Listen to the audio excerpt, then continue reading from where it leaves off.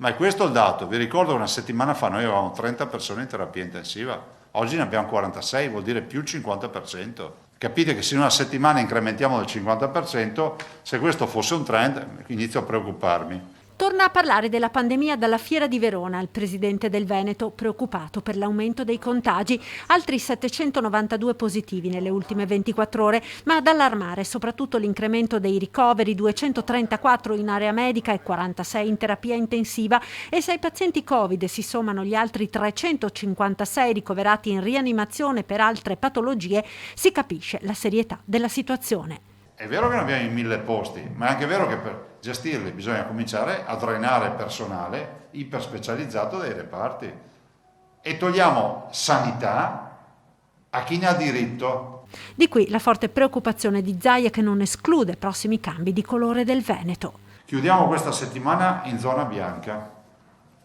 quindi il Veneto resta bianco. Però ragazzi, non sai che è scritto su uno dei 10 comandamenti scritto scolpito sulla pietra.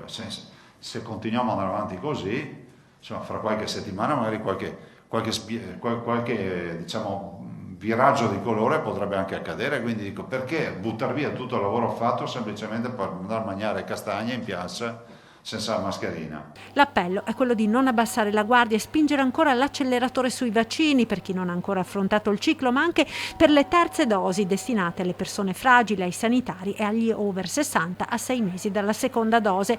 La novità delle ultime ore riguarda i 76.000 veneti che hanno ricevuto il monodose Johnson & Johnson, che da oggi possono prenotare la dose booster con un vaccino a RNA a prescindere dalla loro età. L'altra novità riguarda chi ha fatto un vaccino non riconosciuto dall'EMA, come lo Sputnik, ad esempio molte badanti o lavoratori dell'Est Europa. Possono fare anche loro la dose aggiuntiva booster, sempre con un vaccino a RNA, quindi Pfizer o Moderna, dopo 28 giorni e entro i 6 mesi. Infine, un accenno ai focolai conseguenti alle manifestazioni No Green Pass a Trieste, che hanno fatto salire alle stelle i contagi nel capoluogo giuliano. Impossibile sapere quanti dei positivi in Veneto siano da ricondurre a quelle manifestazioni. Viene fatto il contact tracing, ma poi sta nella disponibilità del singolo dire io sono stato a manifestare lì piuttosto che da un'altra parte, oppure dire non so dove l'ho preso.